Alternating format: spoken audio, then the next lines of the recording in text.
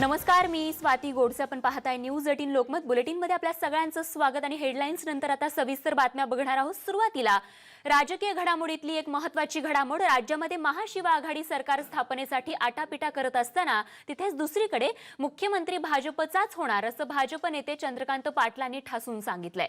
ज्यांच्याकडे 119 चा आकडा आहे तेच राज्यामध्ये सरकार स्थापनेचा दावा करतील असंही चंद्रकांत पाटील म्हणालेत. त्यामुळे भाजपकडे 119 चं संख्याबळ असल्याचा दावा चंद्रकांत पाटलांनी केलाय.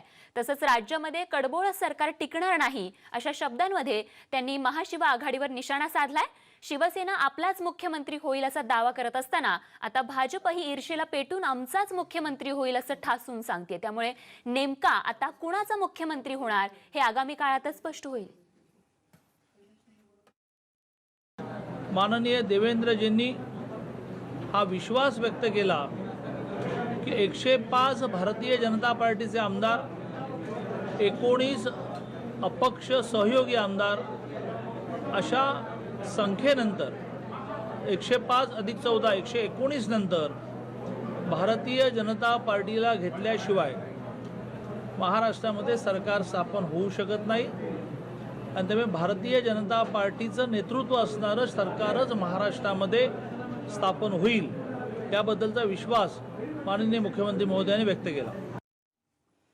आणि एकूणच या पार्श्वभूमीवरती अधिक चर्चा करणार आहोत. आमचे प्रतिनिधी विवेक कुलकर्णी आपल्या सोबत आहेत. विवेक, ज्या मुख्यमंत्री पदावरून युतीमध्ये सगळं बिनसलं आणि आज राज्यावरती खरं तर राष्ट्रपती राजवटीची वेळ आली, त्याच मुख्यमंत्री पदाचा पुन्हा एकदा भाजप ओढत असताना बघायला मिळतोय. नेमकी आता सत्ता स्थापनेचा हा प्रवास कुठच्या दिशेने चाललाय?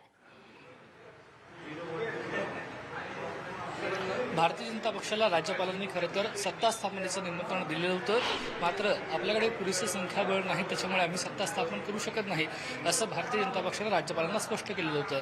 मात्र चंद्रकांत पाटील यांच्या आजच्या विधानामुळे भारतीय जनता पक्ष हा सत्ता स्पर्धेत कुठेही मागे नाही हेच त्यांना सांगायचं आहे. कारण त्यांनी म्हणालेले आहेत की आमच्याकडे 105 स्वतःचे आमदार आणि 14 अपक्ष आमदार असे एकंदरीत 119 आमदार आमच्याकडे आहेत. त्यामुळे आमच्याशिवाय कोणीही सरकार स्थापन करू शकणार नाही. काल जी आमदारांची बैठक भारतीय जनता पक्षाच्या मुंबईच्या कार्यालयात झाली, त्यातही विधिमंडळाचे नेते देवेंद्र फडणवीस यांनी देखील हाच आत्मविश्वास व्यक्त केला होता आणि आपल्या आमदारांचं मनोधैर्य उंचावण्याचा प्रयत्न देखील केलेला होता. पण निश्चितपणे ज्या पद्धतीने आता शिवसेना, काँग्रेस आणि राष्ट्रवादी काँग्रेस ह्या तिन्ही पक्षांमध्ये सत्ता स्थापनेसाठी चर्चा सुरू आहे, अशामध्ये भारतीय जनता पक्षानं असा दावा करणं म्हणजे नेमकी अजून काहीतरी राजकीय खेळी भारतीय जनता पक्ष करणार का, याकडे सगळ्या राजकीय क्षेत्राचं लक्ष आहे. भारतीय जनता पक्ष नेमका काय चमत्कार करून बहुमताचा आकडा काढणार याकडे देखील राजकीय क्षेत्राचं लक्ष आहे. कारण आता जे प्रमुख 3 पक्ष आहेत त्यांचं जे संख्याबळ आहे ते सरकार आणि सत्ता स्थापनेसाठी पुरेसं आहे. असं असताना कोणत्या नेमक्या जोरावर चंद्रकांत पाटील आमच्याशिवाय सरकार स्थापन होणार नाही असं म्हणतायत ते पाहावं लागेल. अगदी विवेक, एकीकडे 3 पक्षांमध्ये राष्ट्रवादी काँग्रेस आणि शिवसेनेमध्ये चर्चा सुरू असताना भाजपनं देखील आता सत्ता स्थापनेसाठी दावा केलेला आहे. त्यामुळे आगामी काळात नेमकं काय होतं हे पाहणं महत्त्वाचं ठरणार आहे. अशीच अपडेट आमच्यापर्यंत पोहोचवत राहा. तुर्तास धन्यवाद या माहितीसाठी. तर तिथेच शिवसेनेसोबत राज्यातले काँग्रेस नेते थेट चर्चा करत असल्यामुळे काँग्रेसचे पक्षश्रेष्ठी नाराज असल्याची माहिती मिळतेय. काँग्रेसच्या नेत्यांना फक्त राष्ट्रवादी काँग्रेस सोबतच चर्चा करण्याची सूचना होती. मात्र त्यानंतरही शिवसेनेसोबत का चर्चा केली असा सवाल काँग्रेसच्या राज्यातल्या नेत्यांना विचारला जातोय. शिवसेनेसोबत राज्यातील नेते थेट चर्चा करत असल्यामुळे सोनिया गांधी देखील नाराज असल्याची माहिती सूत्रांनी दिली आहे. आणि याच पार्श्वभूमीवरती काही वेळापूर्वी सोनिया गांधी, अहमद पटेल, AK अँथोनी आणि मल्लिकार्जुन खरगे यांच्यामध्ये एक बैठक झाली आहे.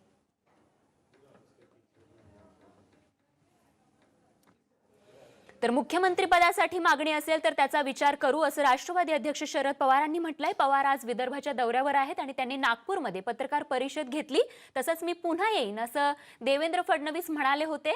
तर फडणवीस ज्योतिषशास्त्रही जाणतात हे माहीत नव्हतं असा टोला शरद पवारांनी लगावलाय. तर किमान समान कार्यक्रमाची चर्चा पूर्ण झाल्यावर आपण त्याबद्दल बोलू असंही यावेळी बोलताना पवार म्हणाले. तर या पत्रकार परिषदेत बोलताना शरद पवारांनी गडकरींना देखील टोला लगावलाय. बघूयात ते नेमकं काय म्हणाले. Can happen in cricket and politics.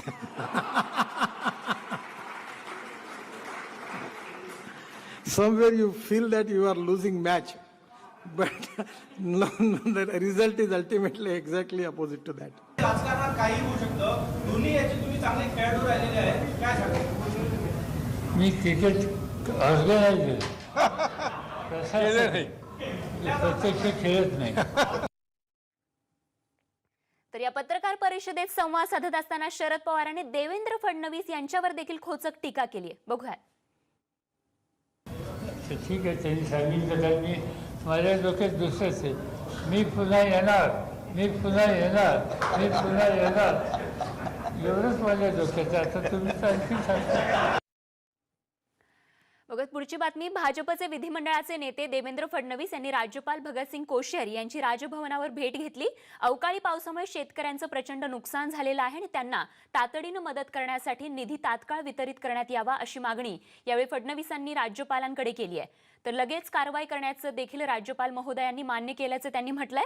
तर मुख्यमंत्री सहायता निधीतून गरीब रुग्णांना दिलासा दिला जातो आणि या निधीचं संचलन राज्यपाल कार्यालयातर्फे करण्यात यावं, पण एकही गरजू मदतीपासून वंचित राहणार नाही याची काळजी घेणं आवश्यक आहे अशी विनंती त्यांनी केलेली आहे. तर राज्यपाल महोदयांनी देखील यावर तात्काळ कारवाई करण्याचं आश्वासन मुख्यमंत्र्यांना दिलंय. उद्धव ठाकरे मुख्यमंत्री झाल्यास आनंदच असल्याचं शिवसेनेच्या नेत्या प्रवक्त्या नीलम गोऱ्हे यांनी म्हटलंय. पाठीमध्ये खंजीर खुपसणाऱ्यांना धडा शिकवण्याची हीच योग्य वेळ असल्याचं देखील त्यांनी मत व्यक्त केलंय. शिवसैनिकांची आणि जनतेची इच्छा आहे की माननीय उद्धवसाहेब मुख्यमंत्री व्हावेत. अंतिम निर्णय जोपर्यंत बाळासाहेब ठाकरे हिंदुहृदय सम्राट स्वतः निर्णय घेत होते तोपर्यंत सुद्धा आम्ही सातत्याने हा पक्षश्रेष्ठींवरतीच निर्णय सोडलेला होता. परंतु आताच्या परिस्थितीमध्ये ते स्वतःच पक्षप्रमुख आहेत. अशा वेळेला सर्व वेगवेगळ्या जाणत्या नेत्यांना बरोबर घेणं, संवाद असणं, संवेदनशीलता, त्याचबरोबर संपूर्ण राष्ट्रहिताचा विचार हा करून माननीय उद्धवसाहेबांनी स्वतःच ती जबाबदारी पेलण्याचा निर्णय घेतला.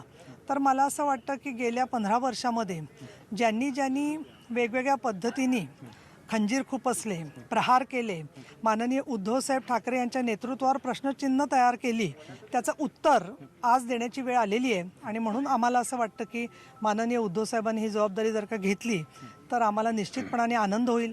पण शेतकऱ्यांना दिलासा देण्याचं जे काम आहे ते काम आमचं चालूच राहणार आहे. त्यांना जो योग्य वाटेल तो त्यांनी निर्णय घ्यावा. तर कुणीही कितीही प्रयत्न केले तरी शिवसेनेचंच सरकार येणार आणि मुख्यमंत्री शिवसेनेचाच होणार याचा पुनरुच्चार शिवसेना प्रवक्ते संजय राऊतांनी पुन्हा एकदा केलाय. फॉर्म्युलेची चिंता करू नये, किमान समान कार्यक्रमावर आधारित सरकारचं काम चालेल असं त्यांनी सांगितलंय. आता कोणी मी पुन्हा येईन असं म्हणणार नाही असा टोलाही त्यांनी भाजपला लगावलाय. हम तो चाहते हैं आने वाले 25 साल में शिवसेना का सीएम रहे. अब 5 साल की बात भी करते हैं, लेकिन हम बार बार ये नहीं कहेंगे कि मैं वापस आऊँगा, मैं वापस आऊँगा, मैं वापस आऊँगा. हमको महाराष्ट्र में रहना है. राज्य के साथ हमारा जो रिश्ता है वो कायम है. ये रिश्ता टेम्पररी नहीं है. फॉर्मूला की चिंता किसी ने करने की जरूरत नहीं. उद्धव ठाकरे साहब सक्षम है, वो करेंगे. 24 तारीख से मैं और उद्धव ठाकरे साहब हमेशा ये बोल रहे हैं, कह रहे हैं कि मुख्यमंत्री शिवसेना का होगा. शिवसेना के नेतृत्व जो भी सरकार बनेगी वो शिवसेना के नेतृत्व में ही बनेगी. उसमें कोई बदलाव नहीं होगा. महाराष्ट्र को नेतृत्व शिवसेना ही देगी. चाहे लाख कोशिश करे रोकने की, कोई रोक नहीं सकेगा. कल जो लोग वहाँ बैठे थे, 3 पार्टी के प्रमुख लोग हमारे, बातचीत हो गई है, बातचीत चल रही है. और कॉमन मिनिमम प्रोग्राम राज्य के हित की बात अगर हम करें, जनता के हित की, तो कोई कठिन काम नहीं है. कोई भी अगर सरकार चलती है, चाहे सिंगल पार्टी वाली सरकार हो, मेजॉरिटी वाली, या अलायंस वाली सरकार हो, गठबंधन वाली, चाहे उस गठबंधन में 2 पार्टियां हो या 25 पार्टियां हो, सरकार तो कॉमन मिनिमम प्रोग्राम पे चलती है. तर वाढत्या वयाप्रमाणे संजय राऊतांनी परिपक्व व्हावं ही अपेक्षा आहे असं म्हणत आशिष शेलारांनी राऊतांना वाढदिवसाच्या खोचक शुभेच्छा दिल्यात. अमित शहा यांची मुलाखत जनतेला सत्य समजावं यासाठी होती. शहा आणि मोदी यांना समजण्यासाठी राऊतांना बरेच जन्म घ्यावे लागतील अशी टीका देखील त्यांनी राऊतांवर केली आहे. तर मोदी आणि ठाकरेंमध्ये विसंवाद करणारी व्यक्ती कोण हे राज्यातील जनता जाणते असं म्हणत त्यांनी राऊतांवर निशाणा साधलाय. तर एकीकडे राज्यामध्ये सत्ता स्थापनेचा वादंग सुरू असतानाच आता मराठी कलाकारांच्या ट्विटरवरून नवा वाद सुरू झालाय. मराठी कलाकार ट्विटरवरती #पुन्हा निवडणूक असं ट्विट करताना बघायला मिळत आहेत आणि या ट्विटरवर काँग्रेसनं आक्षेप घेतला असून भाजप IT सेलमध्ये सक्रिय झाल्याचा आरोप काँग्रेसकडून करण्यात आलाय. ज्या पद्धतीनं एकाच वेळेला एकाच पद्धतीनं जे #पुन्हा निवडणूक अशा तऱ्हेचं जे झालेलं आहे आणि त्याचबरोबर ह्या नुसतं प्रतियश कलाकारांनीच नव्हे त्याच्या अनुषंगानं भाजपच्या IT सेल देखील त्याच्यामध्ये सक्रिय झालेले त्या ठिकाणी दिसत आहे.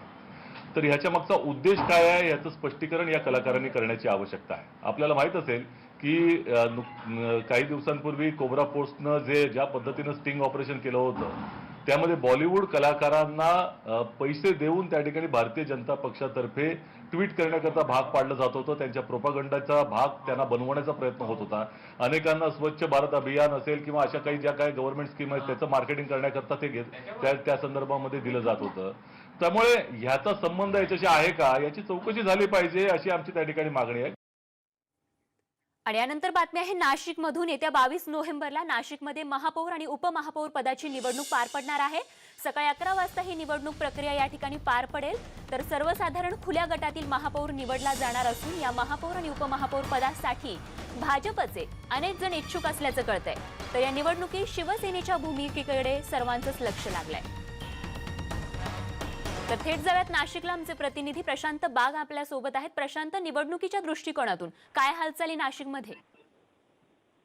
नक्कीच सगळ्यांचं लक्ष जरी मुंबईकडे असतं की विधानसभेच्या निकालानंतर सरकार कोणाचं बसणार, राष्ट्रपती राजवट लागू झाली आहे तरी महाशिवआघाडीचं सत्ता समीकरण कसं जुळणार का भाजप शिवसेना एकमेकांशी जुळून परत सत्तेत येणार. कारण यावरच आधारित महाराष्ट्रातल्या सगळ्या महापालिकांच्या निवडणुका आहे, महापौर पदाच्या निवडणुका आणि त्यातलीच महत्वाची निवडणूक ही नाशिकची.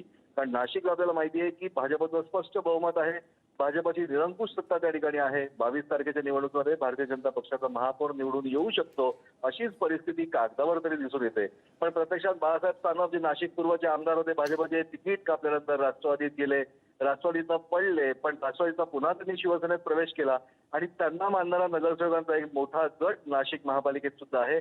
या त्यांना जर का हाताशी धरलं तर भाजपचं असलेलं स्पष्ट बहुमत हे कमी पडतं. आणखी काँग्रेस, मनसे, राष्ट्रवादी यांच्या साथीनं शिवसेना महापौर पदाच्या निवडणुकीमध्ये भक्कम दावेदार म्हणून उभी राहू शकते अशी परिस्थिती आहे. एकंदरीत राज्याच्या पातळीवर निकालावर असलेल्या घडामोडींचे पडसाद हे महापालिकेच्या निवडणुकीत नक्कीच पडत आहे. भारतीय जनता पक्षाला कसरत नक्कीच करावं लागणार असं चित्र आता तरी दिसतंय. अगदी प्रशांत, आणि या निवडणुकी संदर्भातील अपडेट अशीच आमच्यापर्यंत पोहोचवत राहा. तुर्तास धन्यवाद.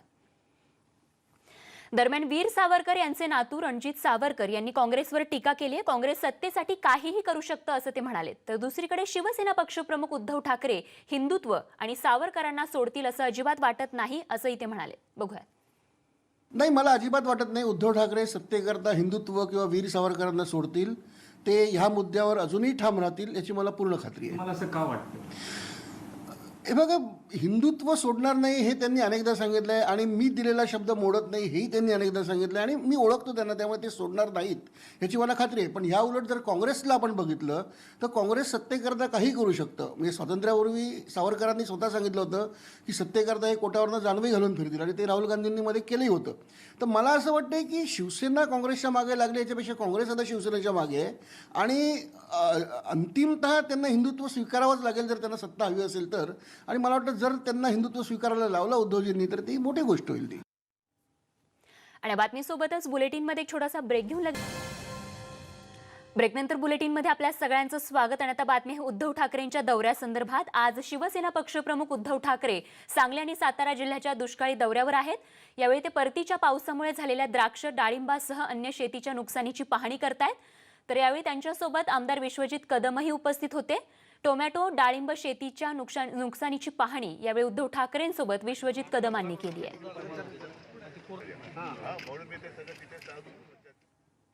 तर शिवसेना पक्षप्रमुख उद्धव ठाकरे हे आज सातारा आणि सांगली या 2 जिल्ह्यांमध्ये अवकाळी पावसामुळे झालेल्या नुकसानीची पाहणी करतायत. कडेगाव तालुक्यातील काही गावांमध्ये थेट शेतात जाऊन उद्धव ठाकरेंनी शेतकऱ्यांशी संवाद साधलाय आणि या संवादानंतर तिथल्या शेतकऱ्यांनी नेमकं काय म्हटलंय याबाबत जाणून घेतलं आमचे प्रतिनिधी संदीप राजगोळकर यांनी.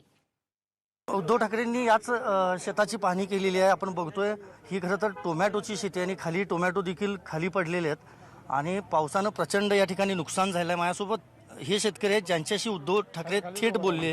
काय बोलणं झालं तुमचं उद्धव ठाकरे यांच्याबरोबर? आज साहेबांनी सांगितलं आम्हाला जे तुमचं जे नुकसान झालंय ते आम्ही पूर्णपणे भरून देण्याची आमची ताकद आहे. धीर सोडू नका तुम्ही, आम्ही चांगल्या पद्धतीनं तुम्हाला सहकार्य करतो अशी भूमिका सांगितली त्यांनी. काय काय नुकसान झाले मामा जरा सांगा. आमचं टमॅटोचं आणि मिरचीचं मोठं नुकसान आहे.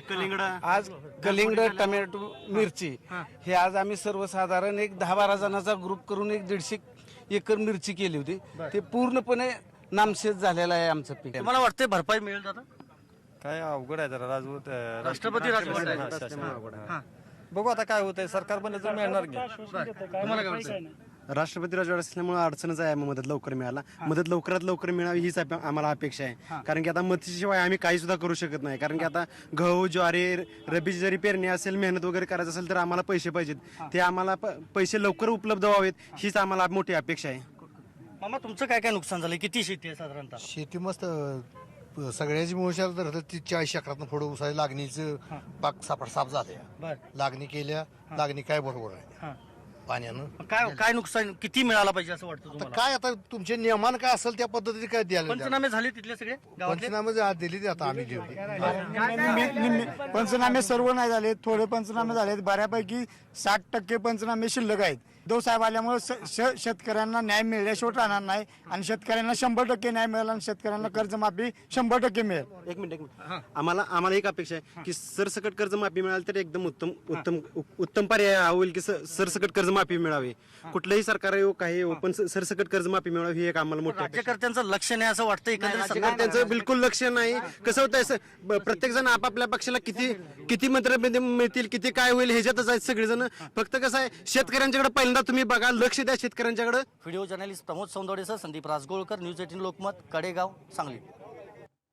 तर या होत्या सांगलीतल्या शेतकऱ्यांच्या प्रतिक्रिया. आणि आता बघूयात पुढची बातमी. मनसे अध्यक्ष राज ठाकरेंनी गानसम्राज्ञी लता मंगेशकरांची ब्रीच कँडी रुग्णालयात जाऊन भेट घेतली आहे. तर या भेटीनंतर त्यांनी लता दिदींची प्रकृती उत्तम असल्याची माहिती दिली आहे.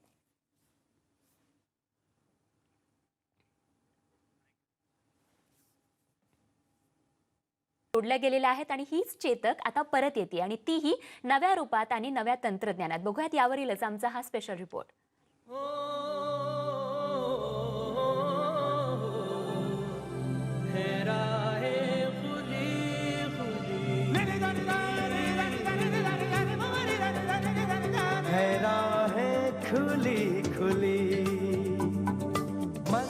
भारतात स्कूटर म्हटलं की आठवतो बजाज हा ब्रँड आणि त्यातही बजाजची चेतक स्कूटर.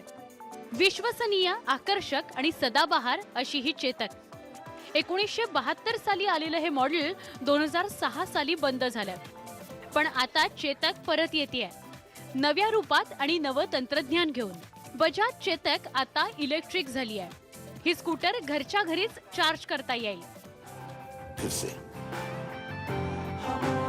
चेतक अब दौड़ेगा बिजली की रफ्तार पर.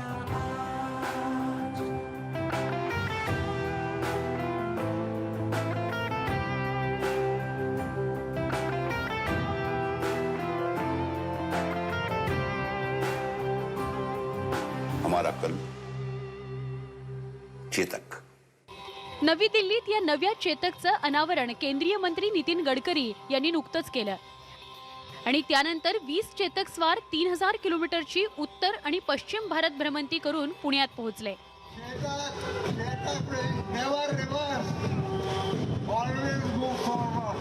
बजाज ऑटोचे अध्यक्ष राहुल बजाज यांनी या टीमचं स्वागत केलं. या नवीन बजाज चेतक मध्ये रिव्हर्स मोड असला तरी बजाज ऑटो कधी रिव्हर्स जाणार नाही असं थोरले बजाज म्हणाले. Though we have provided the first of its kind, the reverse possibility, but Chetak always has moved forward. It will never reverse. Neither will Bajaj Auto ever reverse. All of you will have to go forward. या नव्या चेतकमध्ये 6 रंगांचा choice उपलब्ध असणार आहे. तिची सगळ्यात महत्त्वाची खासियत असणार आहे लिथियम आयन बॅटरी. बजाजनं अजून चेतकची किंमत जाहीर केली नसली तरी तिच्यासाठी 1 ते 1.5 लाख मोजावे लागतील असं तज्ज्ञांनी सांगितलंय. जानेवारी 2020 पासून बजाज या नव्या स्कूटरच्या ऑर्डर स्वीकारणार आहे. तसंच उत्पादन एकदा वाढलं की निर्यातही केली जाणार आहे. त्यामुळे आता भारताच्या रस्त्यांवर ही नवी चेतक कधी एकदा धावतीये याची प्रतीक्षा वाहनप्रेमी करतायत. व्हिडिओ जर्नलिस्ट चंद्रकांत हंचाटेसह अद्वैत मेहता, न्यूज 18 लोकमत, पुणे. आणि बातमीसोबतच या बुलेटिनमध्ये वेळ झाली आणखीन एका छोट्याशा ब्रेकची. स्पीड न्यूजसह लगेच परत येतोय. बघत रहा फक्त न्यूज 18 लोकमत.